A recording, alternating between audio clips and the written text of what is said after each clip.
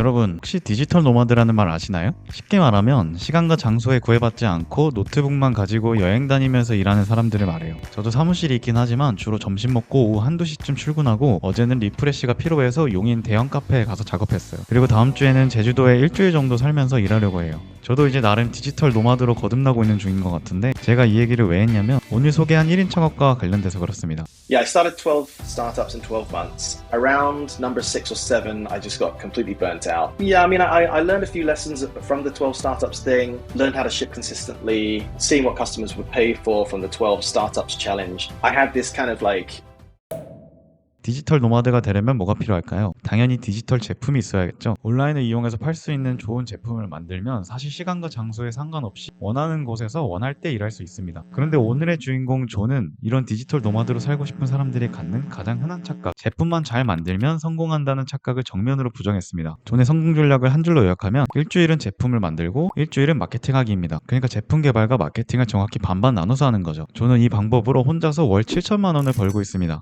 이게 왜 혁신적인 전략이냐면, 보통은 전체 시간에서 제품 개발의 80%, 마케팅의 20% 정도를 씁니다. 그런데 존은 제품 80, 마케팅 20 전략은 복잡하고 비효율적일 뿐더러 결국에는 마케팅에 손을 놓게 되는 주요 원인이라고 했습니다. 물론 존도 처음부터 이 방법을 택한 건 아니었습니다. 존은 다니던 회사를 퇴사하고 1년 동안 매달 한 개의 다른 제품을 만드는 챌린지에 도전했습니다. 그때 앱스토어에 등록할 어플의 프로필을 만들어주는 서비스, 아시아 전용 구인구직 웹사이트 등을 제작했는데 당연히 대부분 망했습니다. 그렇게 앞서 만든 7개의 제품이 모두 실패하고 깨달은 게, 중요한 건 뭘 만드는지가 아니라 어떻게 파는지였습니다. 존이 보기에 대부분의 1인 창업자들은 어떻게 팔지보다 무엇을 만들지에 집중하고 있었습니다. 그러니까 당연히 마케팅은 우선순위에서 계속 밀리게 되고, 결국 어렵게 만들어도 쓰는 사람이 없어서 아무도 모르는 사이 서비스를 접게 되는 거죠. 그런데 존이 실패를 반복하며 깨달은 게 바로 의도적으로 마케팅에 시간을 쓰는 것, 일주일은 제품을 만들고 일주일은 마케팅하기입니다. 여기까지 봤을 때 제 의견을 감히 첨가해 정리해보자면, 이전 영상들에서도 언급했듯이 하나를 엄청 공들여 만드는 건 너무나 비효율적입니다. 일단 무조건 가장 쉬운 방법으로 빠르게 출시하세요.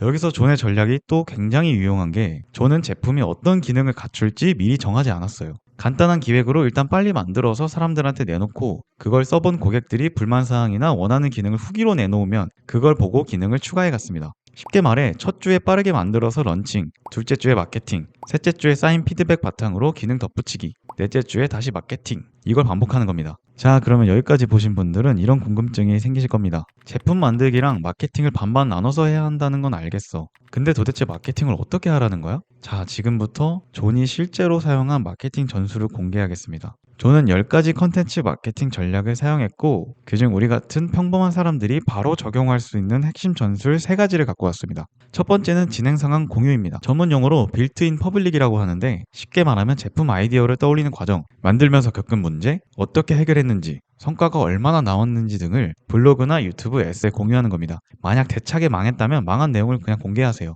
그렇게 바이럴 돼서 터지는 케이스도 실제로 있습니다. 두 번째는 튜토리얼 컨텐츠 제작입니다. 여러분이 만든 어플이나 서비스를 어떻게 쓰면 되는지, 어떤 상황에 쓰면 좋은지, 누가 쓰면 좋은지 등을 다루는 튜토리얼 콘텐츠를 만드세요. 거창하게 어플이나 사스까지 안 가도, 예를 들어 전자책이라 치면 그 전자책을 어떻게 활용하면 좋은지에 대한 콘텐츠를 만들 수도 있겠죠? 제 메이크 클래스를 홍보하기 위해서 실제로 제 유튜브에서 제가 메이크를 어떻게 쓰고 있는지 보여주잖아요. 이게 바로 튜토리얼 콘텐츠입니다. 자, 세 번째가 메인입니다. 무료 도구를 만들어서 제공하세요. 존은 자기가 만든 서비스를 홍보하는 블로그 글을 200여 개 썼는데, 200여 개의 블로그 글의 마케팅 성과보다 5개의 무료 도구 페이지의 마케팅 성과가 무려 24배나 좋았습니다. 이 무료 도구는 그냥 정보를 입력하면 템플릿에 맞춰 PDF를 출력해주는 서비스에 불과했습니다. 온라인 청첩장 생성기 같은 거예요. 존의 마케팅 활동은 기본적으로 콘텐츠가 핵심입니다. 제가 지난 영상들에서 콘텐츠 마케팅의 장점을 많이 다뤘었죠. 그래서 그런지 며칠 전에 진행한 컨퍼런스에서 많은 분들이 대체 컨텐츠 마케팅을 어떻게 해야 하냐고 물어보시더라고요. 여기서 정해드릴게요.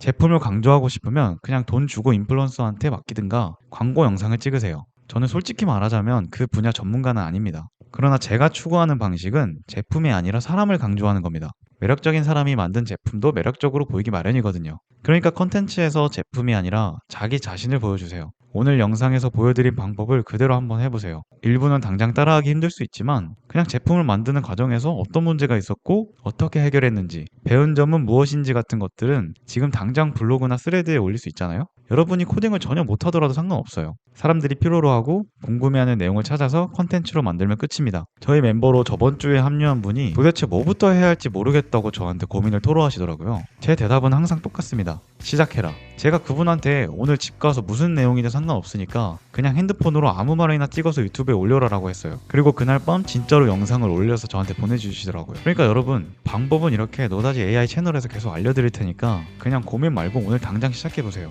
만약에 혼자서 어려울 것 같으면 고정 댓글에 링크 올려놓을 테니까 멤버 합류 신청서를 작성해보세요. 저희가 옆에서 당장 시작할 수밖에 없도록 만들어 드릴게요.